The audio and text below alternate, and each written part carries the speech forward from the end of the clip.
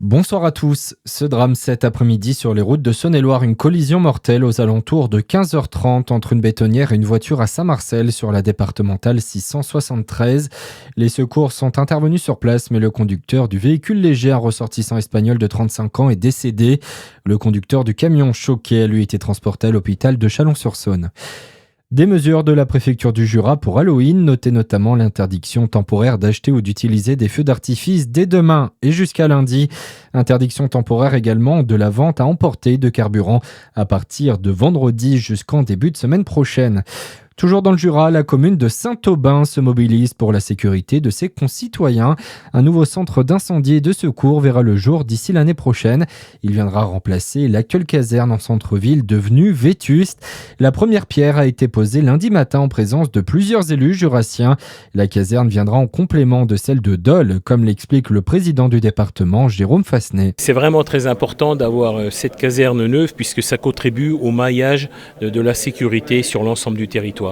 On n'est pas loin de Dole, mais ça vient en complément puisque le centre d'incendie et de secours de Dole ne peut pas forcément répondre à tout aussi, et c'est pour ça que nous avons fait le choix de mailler l'ensemble et de reconstruire cette caserne, qu'elle vienne en appui sur l'appui local. C'est un travail qui est basé aussi avec des volontaires, donc les volontaires, on ne peut pas se permettre d'avoir des centres trop éloignés, il faut qu'il y ait quand même malgré tout des centres locaux.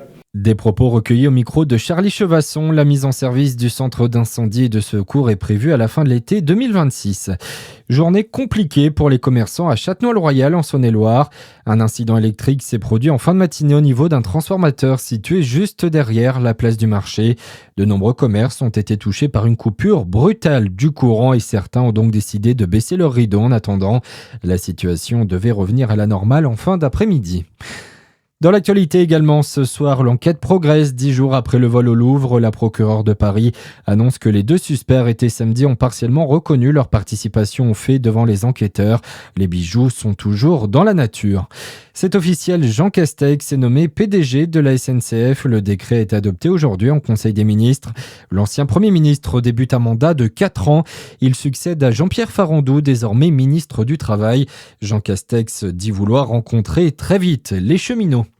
Le bilan provisoire de l'ouragan Mélissa s'alourdit, au moins 30 morts dans plusieurs pays caribéens, dont 20 en Haïti. Les recherches se poursuivent pour retrouver des disparus. L'œil du cyclone est en train de se décaler vers les Bahamas, où des centaines d'habitants ont été évacués.